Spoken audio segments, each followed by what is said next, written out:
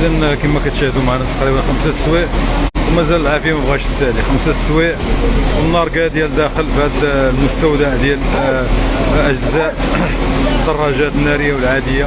5 السوايع ما ساهلاش. 5 السوايع مجهودات كبيره ديال رجال الوقايه المدنيه. 5 السوايع من العمل المتواصل ومازال ما بغاش تسالي هذه العافيه. اذا كاينه اسباب ديال الاحتراق ديالها اللي قويه وكبيره.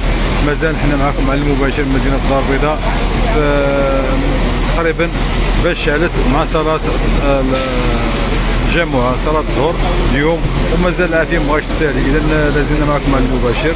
العافيه مازال ما بغاش تسالي وحنا على بعد تقريبا 5 السوايع.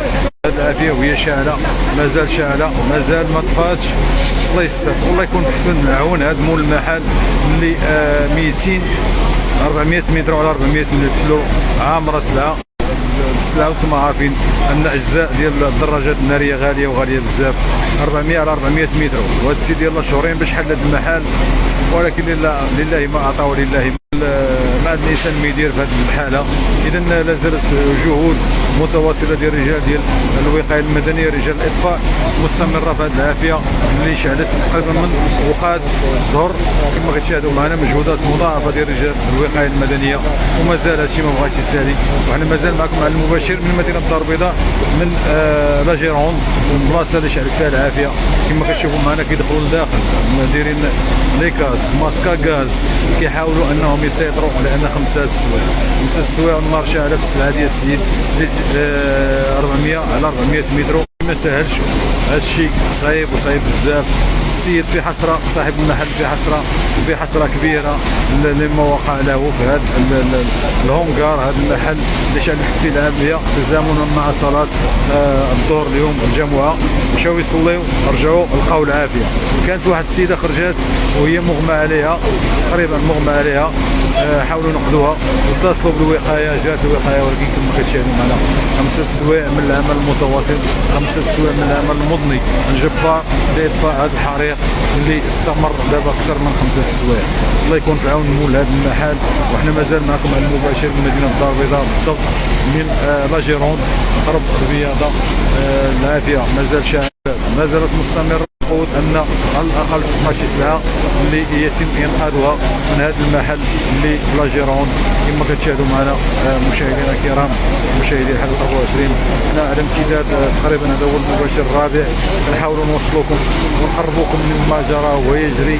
محاولات حثيثه جميع الوسائل ديال الوقايه ديال الاطفاء حاضره هنا لاجل الانقاذ والسيطره على هذا الحريق.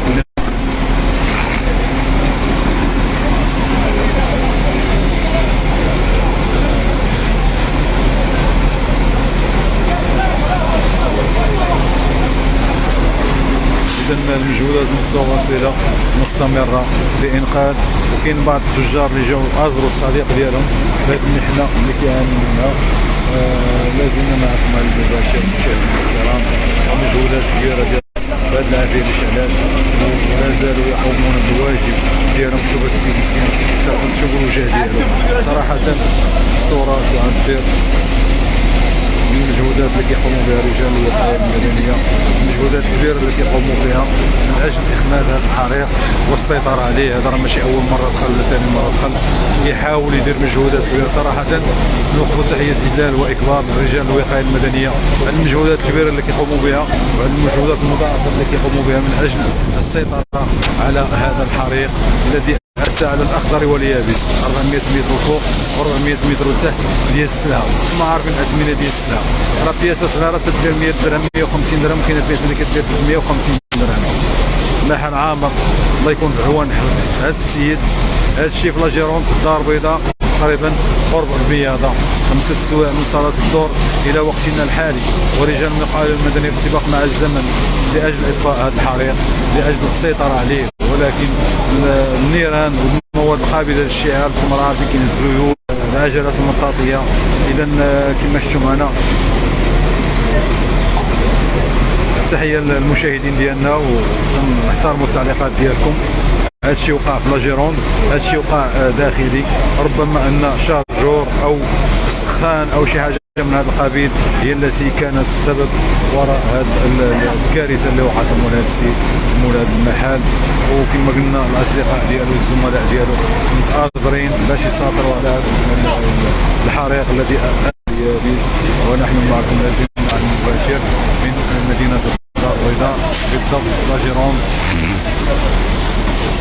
السكان ديال العماره مازال مخلوعين كما كتشاهدوا معنا، والسنه النيران لا زالت متواصله.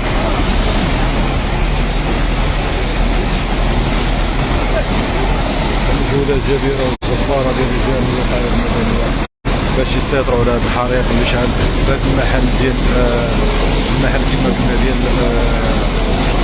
ديال اجزاء الدراجات الناريه والعاديه.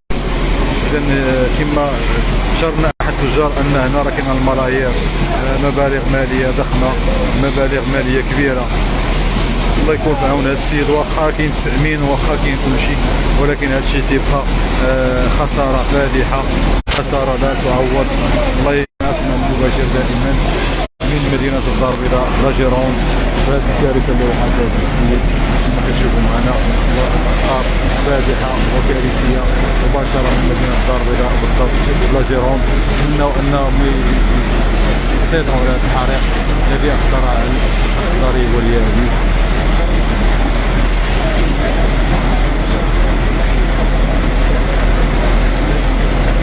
اذا مزيد من الحيطه والحذر، والناس اللي كيديروا التجاره ولا اي حد على الاقل تكون طفايه العافيه قريبه، على الاقل تكون منافذ ديال الاغاثه، يكون بزاف الحوايج. هذا الشيء راه بزاف صراحه. الله يصبر هذا السيد. وكما شفتوا معنا رجال الوقايه المدنيه كيحاولوا يصدر، ولكن العافيه مازال مستمره. النيران الدخان لا زال مستمر، لان كما كاينه كميه كبيره ديال المواد قابله للاشتعال، كاين الزيت، كاين بزاف د الحوايج، المواد اللي تقدر تشعل بها العافيه وتنتشر 400 متر ولا 400 متر. شهورين هذا السيد باش بدا هذا الشيء. الله يصبروا والله يدير ليه تو ديال الخير، والله يعوض عليه كما تنقولوا، الله يعوض ليه، الله يعوض عليه خسائر فادحه. وهذا السيد راه يلاه شهورين تقريبا باش فتح هذا المحل ديالو.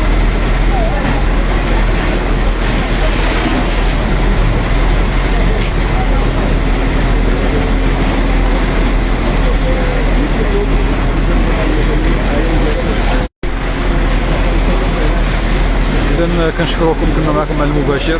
الله يصبر هذا السيد، الله يعوض ليه، ونتمنوا ان السرعه ديال القضاء على هذا.